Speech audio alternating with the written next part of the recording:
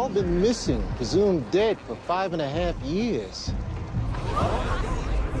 Right? It's being called The Next Lost. Once Upon a Time star Josh Dallas goes from fairy tales to mystery in the brand new series called Manifest. He and his Canadian co-star Melissa Roxburgh join us now to talk about the compelling new drama.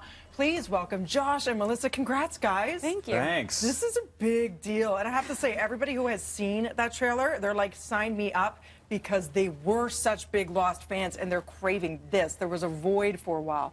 How do you feel about those comparisons? I mean, to be compared to one of the greatest television shows, you know, of the last century is the best thing ever. Yeah. So I take those comparisons gladly. Okay, so set the scene. We saw a little bit there. Regular flight, some turbulence, then what happens? So yeah, we think we're getting on a normal plane ride home. We've taken a later flight than our family, and when we land, we discover it's 5 years later. We're not sure what's happened. Nobody's sure what's happened, and we've kind of returned to a life that's completely different than what we left. Yeah. And no time has passed for the people on the plane. So life goes on without them. So now it's about, what do you do when you get a second chance? Wow. What are the choices that you make?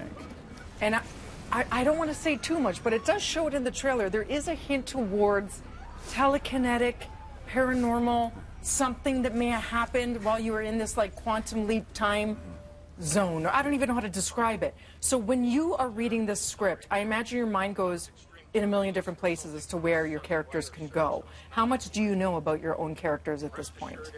Just the pilot, I think. Yeah, we got the information about what our characters were going through during this first episode, but that's pretty much it.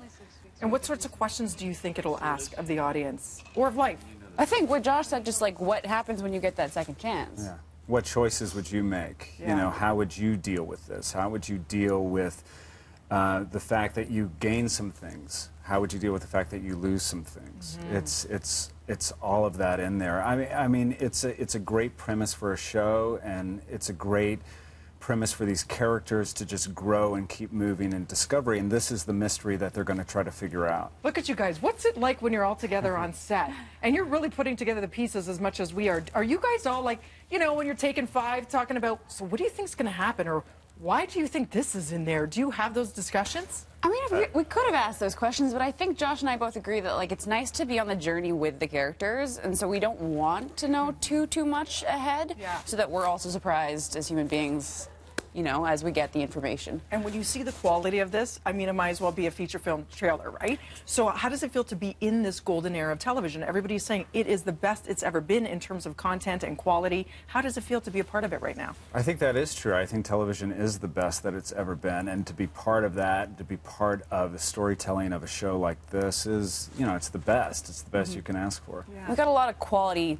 showrunners on our project as well, so it was nice to like have them come into film or into TV and work with us on this. Yeah. Shout out to all of your family in BC. Can we say where in BC, born and raised? Hi, Fam Jam. Yeah, Vancouver. Do you get to see them a lot, or are you always busy shooting, and is it tough? It's funny, I moved away from home thinking like will be a while, and I just keep going back. Yeah. So it's been recent, yes. And what do you think of Toronto? Love Toronto. Loving I've it? only seen a little bit of it. I think just this street, but so far, I love it. I know you shot a lot of this in New York City, and we liken this to our miniature Times Square. Yeah. Would you say it qualifies? I think so. Okay, good. Well, Yeah, I hope I you think enjoy so. your stay. Buckle in, everybody. Make sure you catch Manifest Mondays at 10 p.m. right here on City, starting this fall. We cannot wait to see what happens. Thanks for joining us, both of you, and have a wonderful day. Thanks. It looks awesome. We'll be back with more BTO after this.